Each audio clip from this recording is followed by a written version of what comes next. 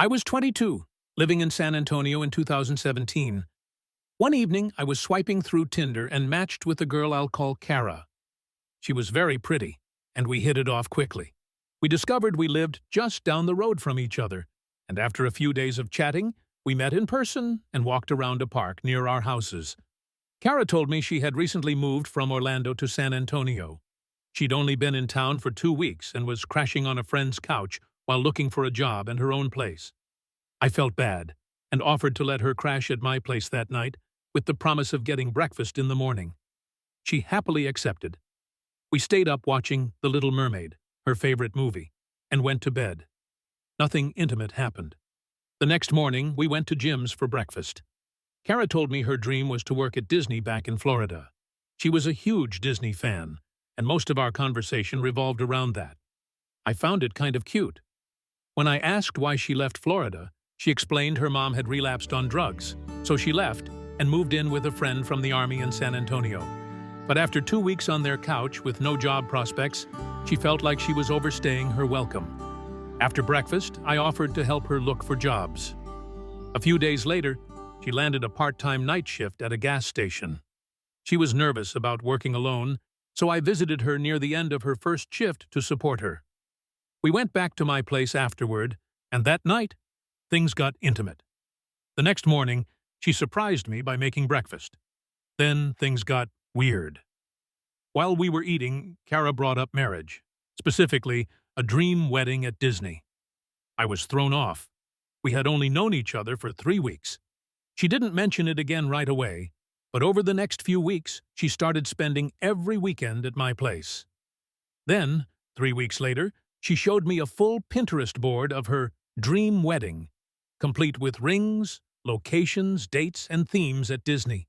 It was detailed. I asked if this was something she had planned long ago, but she smiled and said, "No, silly. This is for us." I was stunned. I told her I thought things were moving way too fast. I tried to be gentle, but explained that while I cared about her, I wasn't sure if what we were feeling was genuine love or just infatuation. I told her relationships take time and that her Pinterest board felt a little extreme. She went quiet. An hour later, she started packing. She said she needed space and was going back to her friend's place. I apologized a few more times, but she left. I tried reaching out over the next week, but she barely responded. Eventually, I asked to meet up and talk, or else we'd have to end things. She told me to stop contacting her and blocked me. It stung, but I moved on. 2 months later, I was doing great. Then, at 11:30 p.m. on a Sunday night, I got a text from Kara. One word: help. She had unblocked me.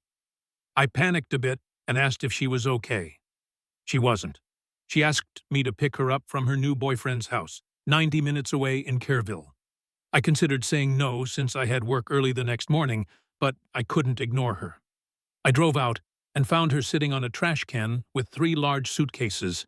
She looked rough. On the drive back, she told me that after we broke up, she met a guy named Mike on Tinder who claimed to be rich and promised her a new life. He said he had a ranch, a dealership, and would give her a dream wedding. Instead, he took her to his mom's filthy, roach-infested house. She was trapped there for weeks. Mike took her phone away and only gave it back occasionally. She finally escaped while Mike and his mom were out at a bar, pretending she was going to bed.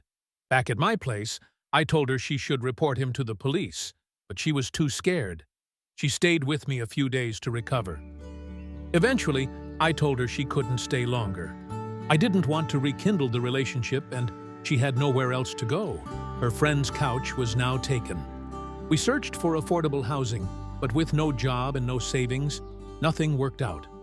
I'd previously volunteered at Haven for Hope, a shelter that offers beds and meals. I explained the process, helped her gather her things, wrote and notarized a letter explaining why she couldn't stay with me, required for admittance, and dropped her off that Sunday morning. An hour later, she called crying. The indoor shelter only accepted residents who'd lived in San Antonio for at least 6 months.